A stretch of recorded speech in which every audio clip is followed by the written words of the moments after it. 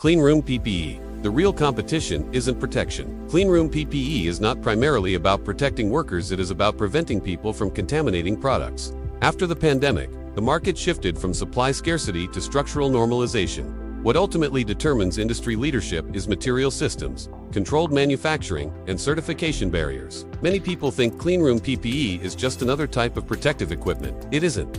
Its first job is not protecting the operator. Its first job is preventing the operator from contaminating the product. Inside a cleanroom, the biggest contamination source is always the human body. Skin particles, fibers, ionic residues, microorganisms, volatile contaminants, even microscopic emissions can impact yield. That is why the core design principle is simple: minimum emission, minimum transfer. This is why the material system is completely different from general PPE.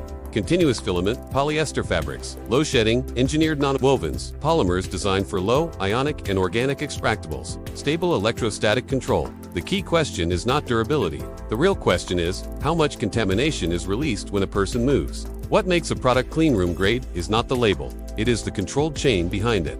Low shedding, cutting, and sewing. Controlled manufacturing environments, particle-controlled packaging, ultra-pure water rinsing, dedicated cleanroom laundering and folding systems. In other words, the real product is a controlled manufacturing ecosystem. After the pandemic shock, the industry entered a new phase. Demand stabilized, but pricing normalized.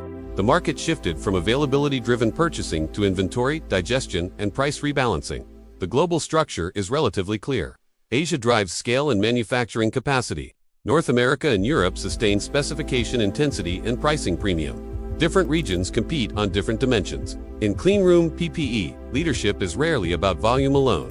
What really defines competitive position is product boundary definition and integration into production SOPs. Once a product is embedded into a process, switching costs become extremely high. In the cleanroom world, the best protection is the one that leaves no trace. The ultimate goal of Cleanroom PPE is simple: to exist without ever being detected.